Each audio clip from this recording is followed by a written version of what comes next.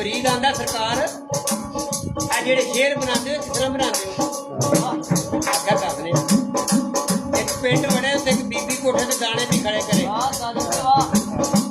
ਮੀਆਂ ਸਾਹਿਬ ਸਰਕਾਰ ਨੇ ਤੇ ਕਿਸੇ ਬੰਦੇ ਨੂੰ ਪੁੱਛਿਆ ਵੀ ਜਿਹੜੀ ਬੀਬੀ ਕੋਠੇ ਤੇ ਦਾਣੇ ਵੀ ਖੜੇ ਕਰਦੀ ਇਹਦਾ ਨਾਂ ਕੀ ਹੈ ਉਹਨੇ ਆਖਿਆ ਇਹਦਾ ਨਾਂ ਰਾਣੀ ਮਰੀਦ ਨੂੰ ਆਖਿਆ ਲਿਖ ਲੈ ਬਈ ਉਹ ਪਿੰਡੋਂ ਬਾਹਰ ਨਿਕਲੇ ਅਗਲੇ ਪਿੰਡ ਗਏ ਉੱਥੋਂ ਜਨਾਜ਼ਾ ਪਿਆ ਵੇ ਸਰਕਾਰ ਨੇ ਪੁੱਛਿਆ ਕਿਸੇ ਬੰਦੇ ਨੂੰ ਜਿਹੜਾ ਬੰਦਾ ਫੌਤ ਹੋਇਆ ਇਹਦਾ ਨਾਂ ਕੀ ਉਹਨਾਂ ਨੇ ਆਖਿਆ ਇਹਦਾ ਨਾਂ ਜੀਵਨ ਸਰਕਾਰ ਨੇ ਆਖਿਆ ਬੰਦਾ ਮਰਿਆ ਤੇ ਨਾਂ ਜੀਵਨ ਮਰੀਜ਼ ਨੂੰ ਆਖਿਆ ਵੀ ਲਿਖ ਲੈ ਉਸ ਪਿੰਡੋਂ ਬਾਹਰ ਨਿਕਲੇ ਕਿ ਡਾਂਗਰੀ ਡੰਗਰ ਪੇ ਚਰਨ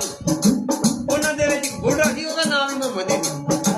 ਕੋਈ ਆਖੇ ਮੁਹੰਮਦ ਮੇਰੇ ਵੀ ਡੰਗਰ ਮੋੜ ਲਿਆ ਕੋਈ ਆਖੇ ਮੇਰੇ ਵੀ ਮੋੜ ਲਿਆ ਸਰਕਾਰ ਨੇ ਖਲੋ ਕੇ ਵਾਕਿਆ ਵੇਖਿਆ ਭਾਈ ਬੁਢੇਰਾ ਬੰਦਾ ਤੇ ਕੋਈ ਕਹਿੰਦਾ ਮੇਰੇ ਵੀ ਡੰਗਰ ਮੋੜ ਲਿਆ ਕੋਈ ਮਰੀਜ਼ ਨੂੰ ਆਖਿਆ ਵੀ ਲਿਖ ਲੈ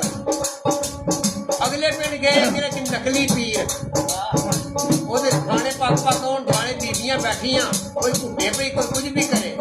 ਸਰਕਾਰ ਨੇ ਪੁੱਛਿਆ ਵੀ ਜਿਹੜਾ ਪੀਰ ਇਹਦਾ ਨਾਂ ਕੀ ਹੈ ਉਹਨਾਂ ਆਖਿਆ ਇਹਦਾ ਨਾਂ ਟੋਡਰ ਮਰੀਜ਼ ਨੂੰ ਆਖਿਆ ਵੀ ਲਿਖ ਲੈ ਤੇ ਮੀਆਂ ਸਾਹਿਬ ਉਹਦੇ ਕੀ ਆਂਦੇ ਨੇ ਮੁਕੱਦੋ ਲਿਖਾ